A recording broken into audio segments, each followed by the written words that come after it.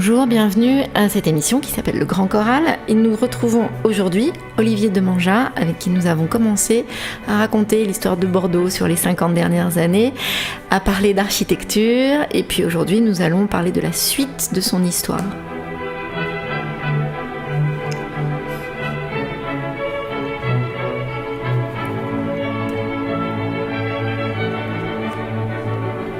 Olivier Demanja, bonjour. Bonjour. Alors, nous sommes ravis de vous retrouver. Hier, nous avons parlé beaucoup de votre enfance, de vos études en école d'architecture. Qu'est-ce qui s'est passé quand vous êtes sorti de l'école d'architecture ? Vous aviez quel âge ? Et par quoi vous avez commencé ? Qu'est-ce qui vous fascinait ? Vous rêviez de quoi ? Alors en fait, c'est un peu plus compliqué parce qu'il n'y a pas eu... Je vois les générations d'aujourd'hui, ou c'est peut-être moi, j'en sais rien, mais il me semble quand même qu'on n'était pas dans cette dichotomie. Les jeunes populations d'aujourd'hui voient les études comme une fin en soi, et puis un diplôme, et à un moment, on rentre dans la vie active. Voilà, j'aime bien ce terme-là comme si on faisait un grand plongeon, comme si on ouvrait une grande porte dorée avec un monsieur barbu derrière qui envoie des rayons lumineux, voilà. Moi, j'ai pas du tout vécu ça comme ça, parce qu'en fait, en 78, donc à 18 ans, certes, je suis rentré à l'école d'archi, mais j'ai aussi décidé de prendre mon indépendance et de prendre ma chambre. Il était hors de question que je reste avec ma maman, voilà. Et on s'est toujours très bien entendu, mais enfin voilà, j'étais tout seul avec ma maman à 18 ans. Moi, ça se faisait pas à l'époque. C'est traîner, de faire le Tanguy jusqu'à 25 ans, c'était pas. Donc j'ai commencé à travailler à l'âge de 18 ans. À peine le bac fini, j'ai commencé à travailler à la SNCF. J'étais aide-conducteur à la SNCF. Et donc je faisais ça 2 mois l'été, 15 jours à Noël, 15 jours à Pâques. Et donc voilà, ça consiste à accompagner le conducteur de train, surtout sur des trains de marchandises. Et donc on est dans la locomotive, et dès qu'on arrive dans une gare, dans les voies de triage qui sont lointaines par rapport à la gare, l'aide-conducteur descend, met ses gants, dételle des wagons, et puis on va un peu plus loin, on reprend d'autres wagons, on fait un attelage, et puis on remonte dans la loco. Enfin voilà, donc on fait des attelages et des dételages et des signaux de manœuvre pour que la loco vienne bien appuyer, qu'on puisse accrocher, enfin bref. Donc je faisais ça, ce qui était très rigolo pour moi, parce que c'était... je me baladais beaucoup, il y avait des journées où on dormait dans les corps de garde qui étaient équipés, donc voilà, une nuit à Narbonne. Qu'est-ce qu'on fait à Narbonne un soir quand on a 18 ans ? Je dis Narbonne, mais enfin il y a eu Perpignan, il y a eu Paris, il y a eu des trucs. Et qu'est-ce qu'on fait ? Mais voilà, justement, mais c'est... alors je me suis aperçu, mais alors ça des années après, que je faisais de la lecture de la forme urbaine, ce qu'on appelle, donc c'est un certain Kevin Lynch qui a beaucoup travaillé ça. On se rend pas compte, mais la ville, on la lit avec ses formes, c'est-à-dire qu'on a tous nos repères. Je sais que quand je décris un chemin à ma maman, je lui explique, je lui dis tu prends la rue Sainte-Catherine, tu tournes à gauche rue Porte-Dijon, etc. Je dis la même chose à ma fille, je lui dis tu remontes la rue où il y a les boutiques, et puis tu tournes au McDonald's, et puis tu arrives au truc, voilà. Donc on a chacun, tout ça pour dire qu'on a chacun nos repères dans la ville. Avec le temps, avec l'expérience, on a tous... et il y a beaucoup de gens qui ont travaillé sur cette image-là de la ville. Donc il y a Georges Perec, bien entendu, dans La vie mode d'emploi, qui raconte ça, c'est ce vécu de la ville. Et donc ce vécu assez organique, je dirais, de la ville, qui est normalement faite de pierre et... Eh bien, je m'aperçois que dans mes explorations, parce que je partais, donc j'avais ce temps-là, une soirée à Narbonne, je partais en ville, donc depuis la gare, toujours, puisque c'était là qu'il y avait les corps de garde, on avait un petit lit pour dormir, on avait mené notre sac à viande, et puis on dormait jusqu'à 3h du matin, parce qu'à 3h on prenait le train machin, qui nous amenait à Toulouse, et puis ensuite on prenait Béziers, ensuite voilà. Et donc... je partais en exploration dans la ville, et c'était toujours avec ce petit pincement, c'est-à-dire je ne connais pas, je sais pas où je vais, j'ai pas de plan, j'ai rien, je partais en exploration. Et petit à petit, je me suis aperçu que j'arrivais à décoder, c'est-à-dire qu'en fonction de la hauteur des immeubles, de leur largeur, de leur date, du matériau, etc., on arrive tout de suite à trouver la rue de la Soif, la grande place où il y a le manège, enfin voilà, les lieux des villes, et voilà, on arrive à trouver, à explorer, et où est-ce qu'on va rencontrer des gens, et qui, et comment, enfin voilà, c'était toujours ces explorations qui ont conduit à des choses un peu périlleuses parfois. Une fois, je suis arrivé à Tarbes, je me suis dit « Oh, si j'allais voir mes amis à Bagnères de Bigorre !» Et donc je calcule les bus, les machins, les trucs. Je suis arrivé au petit matin, à 4h du matin. Il y avait un bus à 6h. Donc j'ai pris un bus Tarbes-Bagnères. J'ai traversé la ville. J'y avais passé pas mal de temps dans mon enfance. Donc je me suis rappelé de tête. Faut traverser. Il y a la caserne de pompiers à la sortie. Alors j'ai fait du stop. Première fois. Après on m'a laissé à l'entrée de la vallée de l'Espone. Et puis tout ça. Et j'avais le chrono qui tournait en me disant il faut absolument qu'à 16h je sois revenu à Tarbes. Parce que je reprenais un train et c'était le boulot, quoi. Il fallait assurer. Et je suis arrivé chez les copains au petit-déj à 8h30. Et voilà, on a pris le petit déjeuner, on a scié du bois, je me rappelle, le salaud, j'étais crevé. Et puis on était en pleine montagne, c'était génial, quoi. Et puis voilà, la maman m'a raccompagné à Bagnères de Bigorre, j'ai repris mon bus, je suis arrivé à Tarbes et j'ai repris mon train. Et voilà. Donc c'est toujours ce petit picotement du truc, est-ce que je vais être rentré à temps ? Et comment calculer le temps par rapport au kilomètre, par rapport les horaires, les trucs. C'est une très belle expérience. J'ai fait ça 2-3 ans et c'était vraiment très très très très bien, ces histoires de train, puis des heures passées dans les locomotives avec des types totalement improbables que je défends, la retraite tôt pour les roulants, parce que c'est totalement épuisant. Les types, ils sont morts à 50 ans, ils sont morts. C'est très très très très fatigant. La conduite elle-même n'est pas fatigante, mais c'est les horaires, de jongler avec les horaires. Parce que nous, c'était train de nuit, donc on embauchait n'importe quand, le jour, la nuit, on travaillait entre 3 et 11 heures, enfin bon. Donc il faut dormir quand on peut dormir, manger quand on peut manger, enfin c'est assez... Les types, ils étaient usés, avec les petits mots sur la table de la cuisine pour leurs femmes, ils voyaient pas leurs gamins, enfin c'est un rythme... très pénible, les roulants. Vous avez appris beaucoup de choses sur vous-même à cette époque. Évidemment, oui, évidemment, parce qu'en même temps, je faisais l'école d'archi, donc il y avait plein de choses qui commençaient à s'entrechoquer, et j'ai commencé en même temps, pendant l'année, à travailler chez un maquettiste, comme je n'étais pas maladroit de mes mains, à faire des maquettes pour des architectes ou autres. Donc voilà, il y avait plein de choses qui se télescopaient, mais que j'ai pas vu sur le moment. Ça, je le lis, on le lit après dans le rétroviseur, mais voilà, sur le moment, c'était des choses. Oui, il fallait gagner des sous, il fallait faire les études en même temps, machin. J'ai fait un certificat d'écologie en fac de sciences. Qu'est-ce que c'est ? En 2 ans. L'écologie ? Non. Le certificat. C'est la vraie écologie, c'est pas de mettre le feu dans des trucs ou de casser des machins. C'est la réflexion, notamment sur les écosystèmes, sur comment il y a des équilibres naturels. Donc en fac de sciences, j'ai fait ça pendant que je faisais archi. Et vous ne dormez pas ? Je suis un petit dormeur, oui. Parce qu'il y avait aussi la vie associative, donc je me suis toujours occupé. Dès la première année, j'étais élu représentant des étudiants au conseil d'administration de l'école d'archi. Puis après, je me suis occupé de l'association des étudiants. Enfin voilà, donc j'ai toujours eu plusieurs choses. Mais tranquille en même temps, voilà. Bon, c'est vrai qu'on n'avait pas 3h30 de télé par jour, les séries, plus les ordis à faire des petits jeux, Candy Crush, il n'y avait pas tout ça. Donc voilà, c'est vrai que c'était... non, mais c'était un rythme de vie, puis les choses se faisaient un peu naturellement, comme ça. Donc il n'y a pas eu vraiment de rupture. Après archi, j'ai fait urbanisme, en fac de lettres, donc. J'ai fait 9 ans d'études au total, mais j'ai toujours travaillé en même temps. Donc travailler, avoir une vie associative, une vie personnelle, enfin voilà... Peut-être sortir un peu de temps en temps, écouter de la musique qui défoule comme ça, par exemple. Beaucoup de musique, BD, littérature, cinéma, voilà, tout ça, toujours, beaucoup. Par exemple. Radio CHU, c'est ta radio. Qu'est-ce que vous écoutez à cette période-là, Olivier Demangea, pour sortir, découvrir, vous défouler, avoir des pauses très joyeuses dans cet emploi du temps bien rempli ? J'écoute l'électro de l'époque. J'ai toujours été très électro. Je pense que ce qui me plaît dans l'électro, c'est le côté un petit peu répétitif. Enfin bon, ça a été Philippe Glass dès le début, enchaîné après Stravinsky, Debussy, c'est enchaîné Philippe Glass et autres.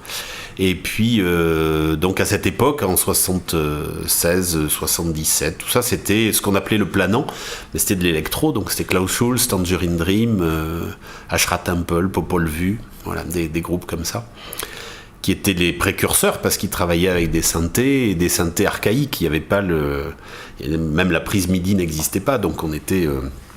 avec des séquenceurs énormes, des armoires vertigineuses pour matériel électronique. Puis après, il y a eu Kraftwerk, après, il y a eu, voilà. On sortait où à Bordeaux, à cette époque-là ? Il y avait plein de lieux, quoi. Enfin, on était... Alors, les lieux de concert, c'était beaucoup la salle des fêtes du Grand Parc. Il y avait beaucoup de choses sous chapiteau à Mérignac. Il y avait une coopérative qui était un axe très important qui s'appelait Bulle, qui était place du Parlement. Coopérative qui est montée jusqu'à 5000 adhérents. Et qui drainait beaucoup tout ce qui était... il y avait le Salon Jaune, il y avait le Pied, des dizaines de boîtes, de clubs. C'était jamais des grandes salles, hein. On était les concerts du Floyd en 69, place des Quinconces, c'était exceptionnel. Il n'y avait pas de l'équivalent de l'Arena ou même de la patinoire, on n'avait pas ça. Donc c'était 1000 places à peu près. On a parlé finalement de ce regard de jeune homme que vous aviez en faisant des études et puis en même temps en travaillant sur l'environnement qui était autour de vous, selon les lieux où vous vous déplaciez. Comment est-ce que vous perceviez Bordeaux à cette époque-là, avec votre jeune regard d'architecte ? Qu'est-ce que vous aviez envie d'y faire ? Je ne sais pas si ça s'est posé comme ça. D'abord, Bordeaux était quand même une ville très très très différente de celle qu'on connaît aujourd'hui. Beaucoup de voitures, des façades noires à la pierre noire. Donc plus il y a de pollution, plus la pierre se protège avec une espèce de petit champignon qui pousse dessus. Donc la ville était très noire, très sale. On n'accédait pas au quai puisqu'il y avait des grilles qui interdisaient l'accès au quai. Donc beaucoup de voitures, beaucoup de circulation, des bus, voilà. Donc la question se posait pas. D'abord, je crois que j'ai jamais eu de projet pour le futur. D'une façon générale ? D'une façon générale. Donc je me projetais pas. C'était pas qu'est-ce que je vais faire à Bordeaux plus tard. C'était archi, ça m'intéresse, je fais archi. Et puis dessiner chez des architectes, conduire des trains. J'ai fait du laboratoire de charcuterie. J'ai été facteur d'orgue. Fallait toujours que je trouve des boulots. Donc ça se posait pas comme ça. Qu'est-ce que je vais devenir ? Qu'est-ce que je vais faire ? Et en termes d'envie ? En termes d'envie, c'était le présent. Le présent qui me va bien, c'est bien le présent. Voilà. Et donc voilà. Puis j'ai passé mon diplôme. En fait, j'ai commencé à travailler sur des choses qui m'intéressaient de plus en plus. C'était plus seulement alimentaire. J'ai failli pas passer mon diplôme d'archi, en fait. Parce que je commençais déjà à faire le métier que je fais aujourd'hui. C'est-à-dire, j'ai commencé, il y a eu un festival du film d'architecture à l'Anthropolainé en 1981. J'étais donc étudiant à l'école. Je me suis trouvé embarqué dans ce truc-là. Et j'ai découvert que le spectacle et la culture, chose que mon père m'avait transmis, ça marchait bien avec l'architecture, surtout dans ces années-là, où on commençait, donc 1981 Mitterrand, il a un certain Jacques Lang à la culture, et il a notamment qui développe tout un courant qu'on appellera l'ingénierie culturelle, c'est-à-dire une façon peut-être de rationaliser un peu la culture. Il faut dire que la culture c'était un petit peu de n'importe quoi d'avant. Et je suis arrivé en fait avec mes méthodes d'architecte, ma connaissance du milieu culturel. Mon oncle était critique de cinéma à Sud-Ouest, donc j'allais beaucoup au cinéma aussi. Et donc tout ça a fait commencer à faire une petite pelote en 81 et à la deuxième édition du FIFARC, Festival du film d'architecture, donc en 84. Et là j'ai découvert que c'était ça qui m'intéressait. C'était finalement être architecte, oui, mais pas forcément, bon je l'ai découvert pas tout de suite, hein, mais c'était être architecte, oui, mais pas forcément construire des maisons, parce qu'honnêtement le milieu bâtiment c'était un peu raide, et ça l'est toujours, avec des contextes difficiles, les artisans qui sont compliqués à trouver, les entreprises, les clients qui font des caprices, enfin c'est pas très évident le milieu bâtiment. Et j'ai découvert qu'on pouvait être architecte, mais dans d'autres secteurs proches. Ce que j'ai appelé architecte d'éphémère, c'est-à-dire en faire une exposition, faire un décor pour un événement, faire des choses comme ça. Et en fait, en 84, je suis salarié dans l'équipe de Sigma pour organiser le festival du film d'architecture. Il y a Gérard Lion, il y a Nicole Ducoureau, Gérard Licois, Roger Lafosse, et puis toute la petite ruche de l'Anthropolainé qui était un lieu absolument exceptionnel où se retrouvaient des gens du théâtre, donc Richard Coconnier qui s'occupait de Fartoff et Belcher, des gens du cinéma, Marty qui s'occupait du Jean Vigo, des gens de l'architecture et du design. Il y avait le Francine Faure avec Arc en Rêve, qui est toujours d'ailleurs, le CAPC avec Jean-Louis Froment. Enfin voilà, on avait un vivier de gens et tout ça travaillait ensemble. On était dans une période pluriculturelle, interdisciplinaire, etc., etc. C'était les mots clés. Et donc, on était dans une espèce de laboratoire de la culture. Et là-dedans, un architecte avec ses méthodes de travail, c'est-à-dire méthode de projet, arriver à un début, une fin, intégrant, comme on l'a dit tout à l'heure, le fait qu'il faut que ça tienne, que ça soit joli et qu'on soit bien dedans, finalement, ça tombait à point nommé. Et donc, je me suis mis petit à petit à travailler là-dedans. Et du coup, j'ai failli pas passer mon diplôme tellement j'avais du boulot partout, quoi. Vous faisiez quoi ? Donc je faisais, par exemple, le CAC de Saint-Médard, aujourd'hui ça s'appelle le Carré, mais avant c'était un CAC, Centre d'Action Culturelle, voulait faire une exposition dans les foyers, et donc une exposition qui, la base c'était des belles plaques émaillées que sur Tintin ils ont marché sur la Lune, qu'on a complété avec des maquettes de fusées du milieu aéronautique de Saint-Médard-en-Jalles. Et donc voilà, donc c'était déjà faire de la scénographie ou muséographie, être dans ce secteur-là, faire de la mise en scène d'éléments d'exposition. Voilà, mais pour moi c'était presque rigolo, ouais. Oui. Et puis ça venait vraiment à la synthèse. Il y avait l'aspect technique, donc je savais bricoler, donc je sais dessiner un truc, on va le faire avec du 22-62, ça ira bien, ça, ouais, voilà, les sections de bois, les machins. L'aspect esthétique, avec les études d'école d'archi, l'aspect culturel, l'aspect technique, la méthode pour travailler tout ça. Et donc voilà, petit à petit, il y a une pelote qui s'est faite. J'ai quand même fait urbanisme, je me demande vraiment... Si, je sais pourquoi, mais... Pourquoi ?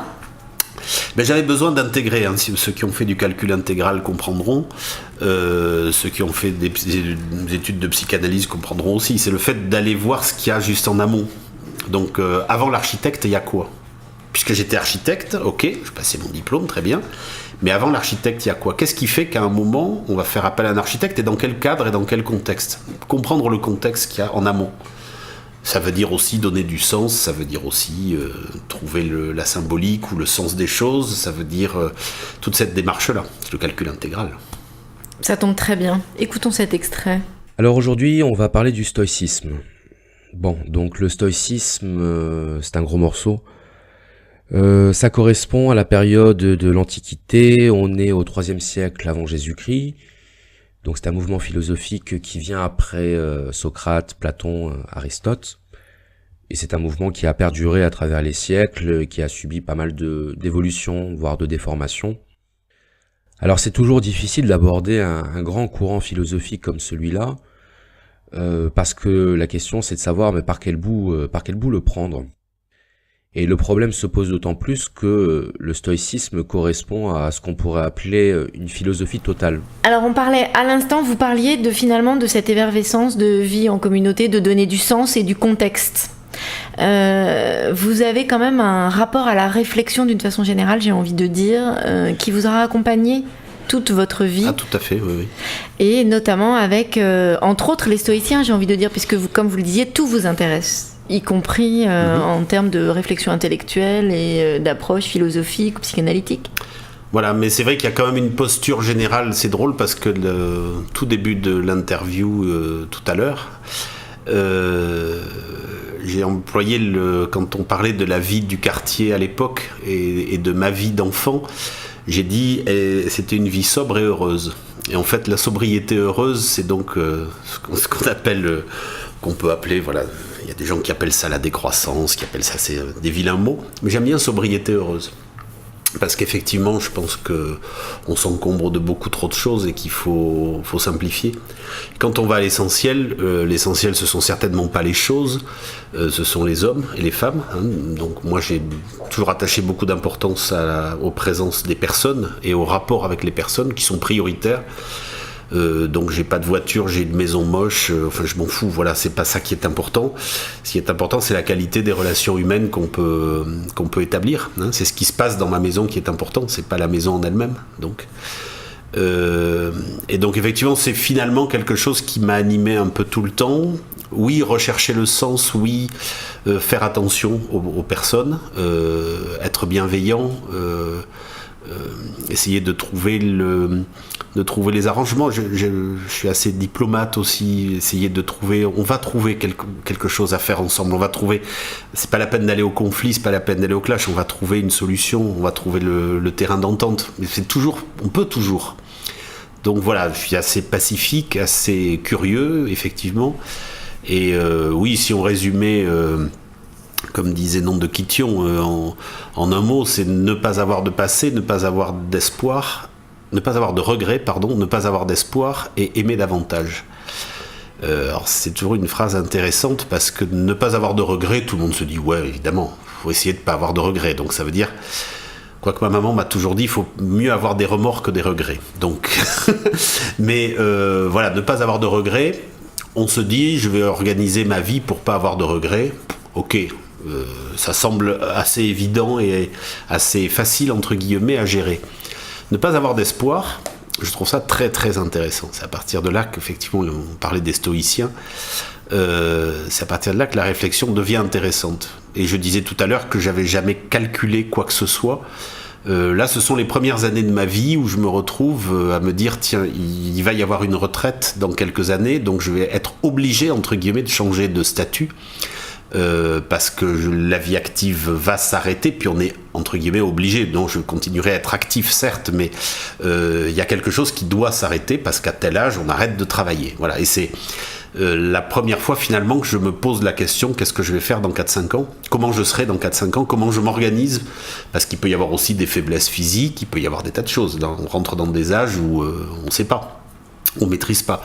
J'ai vu beaucoup de gens organiser toute leur vie en se disant à la retraite on fera ceci, à la retraite on fera cela, et puis 3 jours après il y en a un des deux qui décède. Enfin c'est des histoires très classiques, hein, ça. Voilà. Donc c'est la première fois que je me projette un peu. Mais sinon j'ai toujours fonctionné, mais même encore aujourd'hui je fonctionne toujours. Ne pas avoir d'espoir, ça sert à rien. En revanche, aimer davantage, c'est-à-dire le présent, le temps présent, et le vivre pleinement, et aimer, oui. Voilà. Profiter, tirer la substantifique moelle, ne pas remettre à demain, tout en essayant de rester effectivement avec pas de regrets non plus. Donc voilà, le curseur est pas évident à tenir parfois, mais ça donne quelque chose qui est intéressant, je trouve. En 2018, vous croisez plus de gens qui répondent de cette même philosophie qu'il y a 30 ans, où il y a un effet de mode aujourd'hui qui met en avant cette façon de penser qui n'est pas toujours réelle finalement. Je ne sais pas si c'est à la mode, hein. Quand je vois les gens affalés devant des tunnels de séries américaines stériles, je me dis non, ils n'ont pas... Et là, ils vont avoir des regrets, je pense. Il y a un moment, ils vont avoir des regrets. Non, je pense que... Non, moi, je croise plus de gens, oui, mais moi, parce que j'ai construit petit à petit mon univers autour de moi, ma vie, les choix que j'ai faits petit à petit, que ce soit professionnel, personnel ou autre. Voilà, je me suis entouré, entre guillemets, de gens qui vivent de plus en plus comme ça. Oui, autour de moi, il y en a de plus en plus. Mais ça ne veut pas dire que dans la société, il y en ait plus, au contraire. Est-ce que ça aura guidé aussi, puisque vous avez monté une petite structure, une société, on va dire, ça s'appelle comme ça, est-ce que cette philosophie aura aussi guidé votre fonctionnement en termes de chef d'entreprise ? Bien entendu. C'est-à-dire ? Bien entendu. Mais déjà, on a choisi un prénom pour notre entreprise dès le début parce qu'on voulait établir un rapport humain avec nos clients, nos fournisseurs, etc. Donc voilà, on s'appelle Eugène. C'est un prénom pour dire ça, justement. Et après, humainement, on a toujours attaché plus d'importance aux relations humaines, que ça soit en interne avec les salariés, que ça soit avec les clients, avec les fournisseurs, ce qu'on appelle les parties prenantes dans la vie des entreprises. Et on a engagé très tôt l'entreprise sur des référentiels de développement durable, etc. Donc voilà, faire attention aux hommes, aux choses, être bienveillant, se parler, essayer de trouver les justes registres, le juste équilibre entre les souhaits d'un client, les capacités d'un fournisseur, respecter les rythmes de chacun. Voilà, c'est une façon de travailler qui est très apaisante pour tout le monde finalement, qui fait qu'effectivement, en 34 ans de gestion d'entreprise, je ne suis jamais allé au prud'homme, j'ai pas eu de procès, j'ai jamais eu de clash. Voilà, et vous avez signé finalement des interventions dans des tas de domaines différents, beaucoup culturels. Oui, tout à fait. J'ai continué donc ce que j'expliquais tout à l'heure. Donc c'est faire des expositions, des musées, des espaces de vie ensemble. Espaces de vie ensemble, absolument. Alors de manière légère, c'est-à-dire qu'on n'est pas dans le bâtiment, on est plutôt dans la scénographie, muséographie, inventer des meubles qui font des trucs qui n'existent pas, inventer des choses, des espaces. Il y a beaucoup d'inventions, oui. Merci Olivier Demangin. Merci à vous.